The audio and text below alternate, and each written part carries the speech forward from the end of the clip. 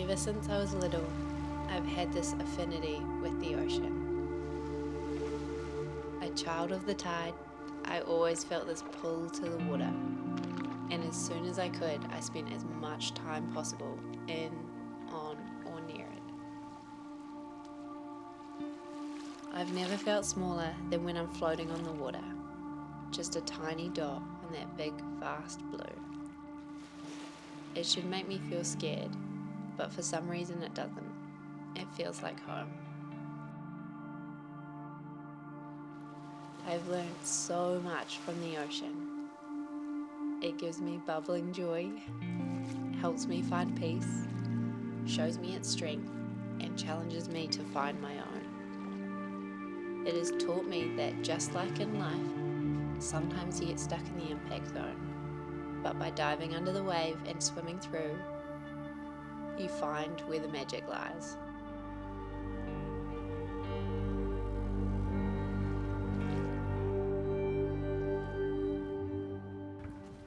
While some of us may be watching the cricket today, others are preparing for something quite incredible. Britt Spencer going to the paddle from Tahunanui Beach to Kaiteri on a rescue board using just her arms. She joins us on the show. Britt, how on earth? It all kind of started last year. I did a big paddle as a bit of a personal challenge and to raise some money for a cause that I hold near and dear. I fell in love with paddling through that process, and so as soon as I finished, it was what comes next. I heard about this paddle in the Hawaiian Islands, and I found out that it was part of this Ocean 7 thing, and basically Ocean 7 is the equivalent of 14 Peaks. It's 7 ocean swims throughout the world that are all very unique in their own challenges and obstacles.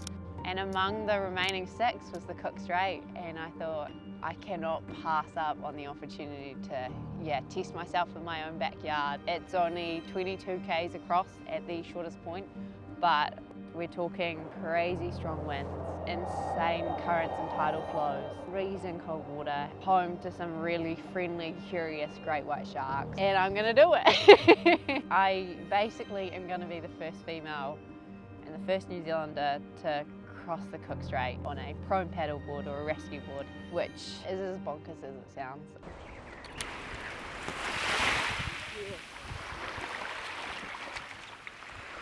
It is absolutely gorgeous, super glassy. The wind will chop up in a little bit, but we're going to try hit 16 kilometres and see how the new mods on the board go. We've got the drink bottle holder, but more importantly, we've got the chin and the forehead rest just here. And I've never been more excited about a piece of foam and Velcro in my life. Just being able to put your chin down, rested on that or your forehead, as opposed to either holding it up or getting your head smashed around by the board. So when I'm lying down, it's predominantly my shoulders, my arms, my triceps, and then my mid and upper back. And then when I jump up onto my knees, I get to use my posterior chain a little bit more, so a wee bit more hamstrings and glutes. And it's a lot easier to lift your arms over the water because you're in that higher position. It really gives you something to look forward to.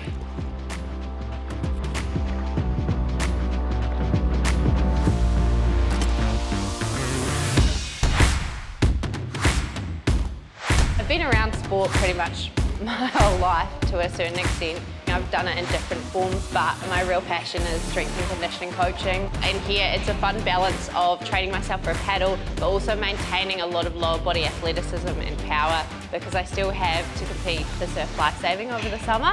So it's been just kind of working through and making sure I recover enough that when I do come in here or when I do jump out on the water, I feel good enough to train and I can really push my body to the point that it needs, because that's what's going to get me across the Cook Strait in April. So we've got a paddle window, which is about a week long. Basically that window is what we call a neap tide. So it comes before a spring tide. Spring tides are where you get the most volume of water movement. And so that neap tide is just before that. The water's a little bit more settled, as settled as you can be in the Cook Strait.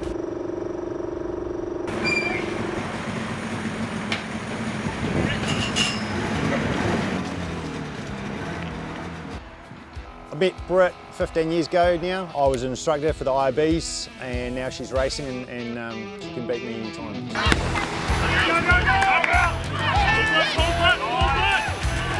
We are at the annual Nelson Surf Lifesaving Club Carnival. We do a ton of IB work because we have so many SAR call-outs. The whole foundation of our club is just getting in the boats, saving lives, racing the boats and having a lot of fun.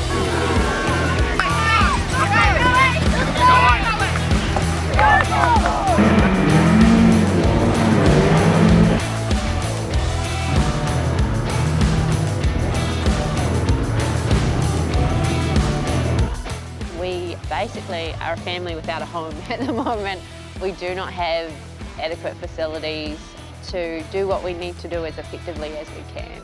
We need somewhere that's fit for purpose and can help us help the community. The money that I raise through this paddle will go towards that. There's not one day that she's not getting asked for advice or giving it. Mostly for me, it's not when I've asked for it, but that's all right too. With the kids, teaching them with sports, with the fitness side of things, and showing what people can do when they push themselves a little bit, hence the paddle, and the rest of the life as well.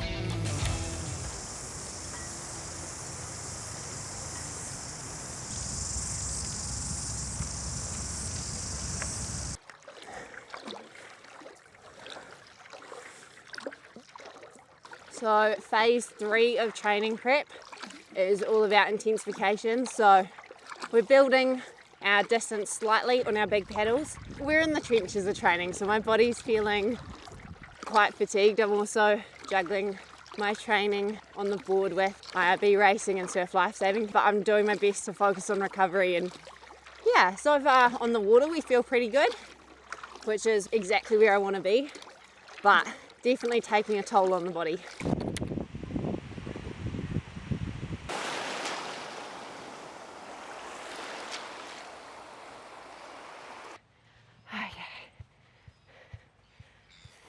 Oh, my arms.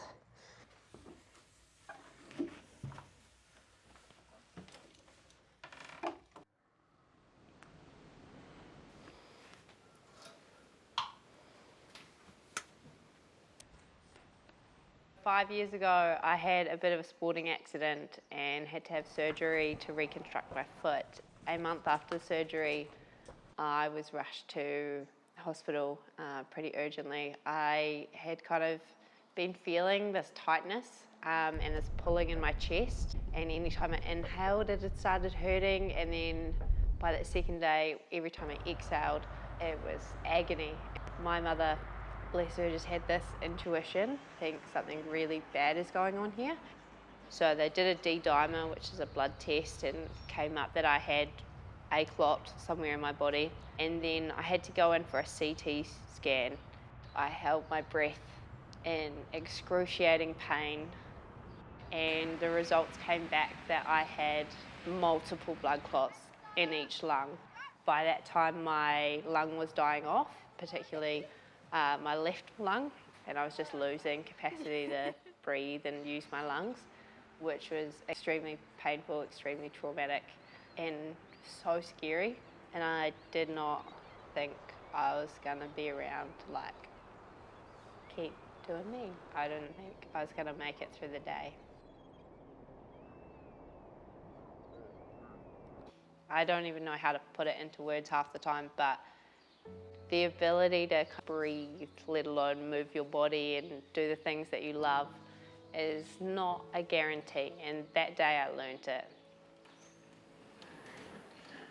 It was a really hard road to recovery, and obviously going through it was super traumatic. My mum was there pretty much every single day for as long as she could be. It was Mother's Day, was one of the days I was in hospital, and she was there literally showering her adult daughter. Yeah, I'm very lucky to have had the people around me that I did. Now I'm pretty happy and healthy, which is awesome. I do have slightly limited oxygen capacity compared to the average human. I've got about 30% more oxygen that just sits in my lung that I don't get to access. but my lungs have regenerated, particularly that left side. A big chunk of it died off, so it's kind of slowly healing up, which is great. And it's nice to be at this stage where I can push myself the way I am now. Britt growing up, well, she was always really strong, and her name means strong. It's funny how it just works out like that. It was really hard to watch Britt go through it, but seeing her come out the other side, so determined and so ready to live life to the full. It could have gone either way. She could have become really protective, but she didn't. And now we're like, calm down, Britt. You don't have to live life at that pace. Just looking at the forecast for the next wee while, probably looking like Monday, Tuesday, Wednesday, kind of looking the most probable. Literally the realness of a week out. We are trying to get everything organised. Race kit, dry suit, wetsuit shirt, booties, gloves, glasses, sunscreen, Vaseline, surf mud, watch, ginger tea, sugar, bars, baby food, and more baby food. I'm starting to get excited, and it's happening.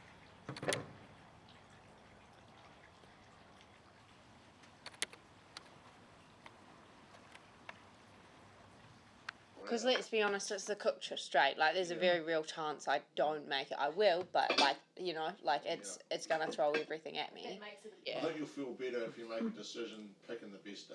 Tuesday morning looks a lot better. A lot better. But I want to make sure that everyone's okay with that, and I've got so many boats to look at tomorrow in the marine. I mean, we get to have a leisurely stroll around Picton tomorrow.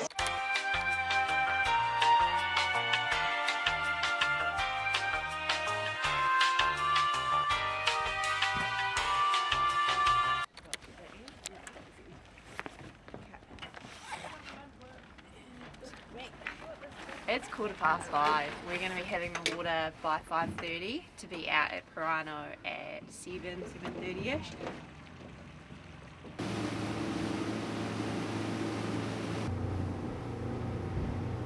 It's starting to feel very real, but it's also like amazing out here. It's so much better than I could have ever imagined. A place to touch. Yeah. What's your thinking? Over there. I got the seat. Oh yeah. Camera. To feel like I'd accomplished the paddle, I really wanted to touch the South Island and North Island.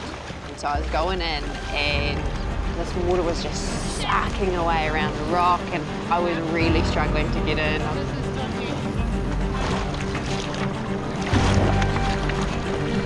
Come on. Yep. Woo!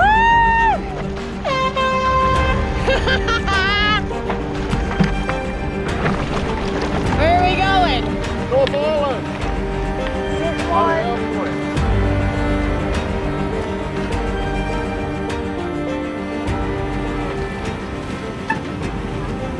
There was a lot going on. It was a wee bit chaotic. My safety boat was going to be the navigation, but it didn't come with me for the first part. And so it was quite funny and quite stressful. I was like, what are these guys doing? I was struggling to see like the silhouettes on the mountains. Britt, take this way. I don't know where I'm going at this stage. I know I'm going to the North Island and I can see it. I just don't know where along that coastline is our point.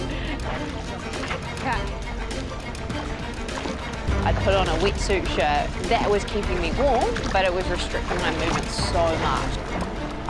Oh, the shirt sucks.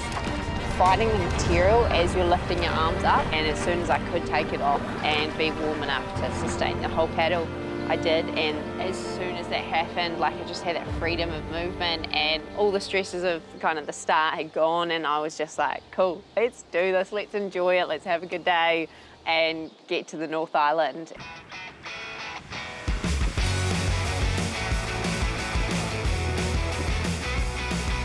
I'm actually feeling good now that I've got to the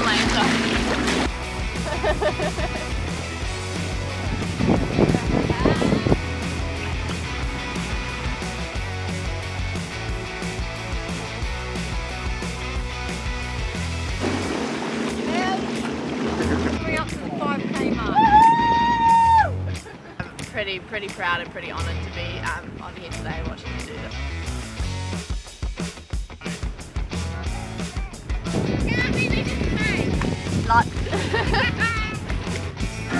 I'd much rather have jellyfish swimmers in these sacks. Yeah, true.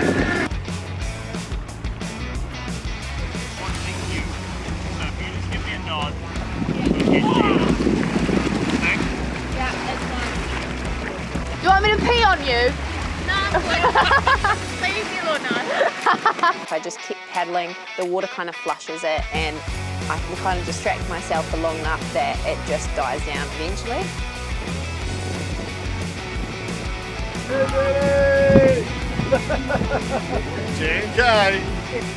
On top of the water, we could not have picked a better day for it. It was absolutely incredible. Pretty much everything was in our favour.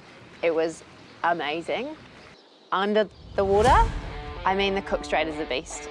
It really is. There's a lot of depth of water and a lot of volume of water. I think at one point we were going over 400 metres worth of water. My skipper was having a hard time keeping the boat straight and square because we were just getting pushed around. There were some really strong currents. I definitely felt the effects of it quite quickly. I have a lot of respect for that part of the water. Really awesome to be able to kind of feel the power behind it and then work through it.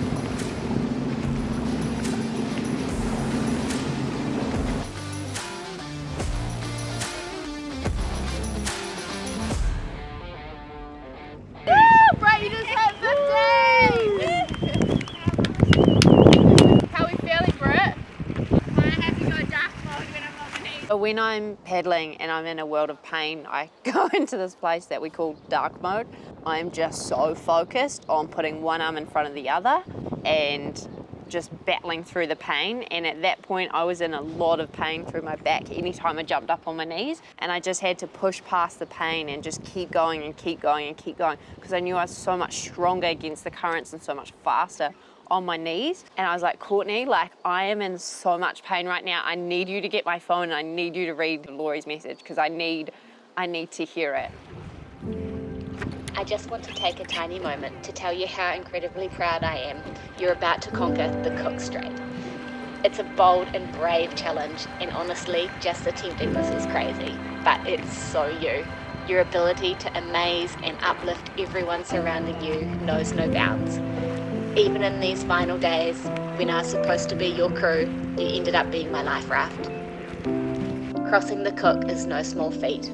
Please be safe, put yourself first, and in that hard zone, remember to stay present and focus.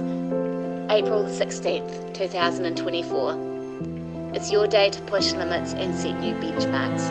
I have immense respect for what this paddle means to you and how much work you have put in to even get here.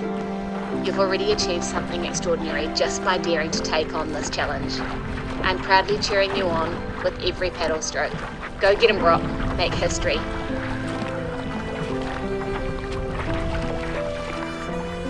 Just because something's hard doesn't mean we shouldn't do it. I think that's often where we find the most purpose and fulfillment is by doing the hard thing. And that looks different for everyone. For me, it was the Cook Strait.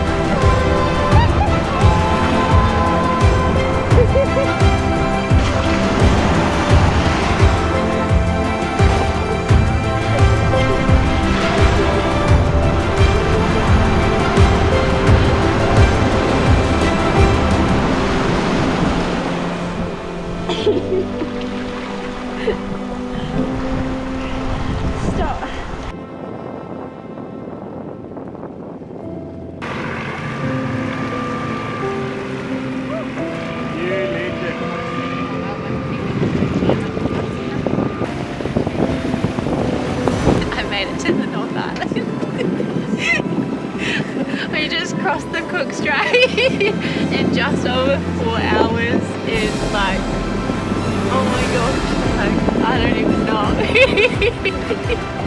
We did it.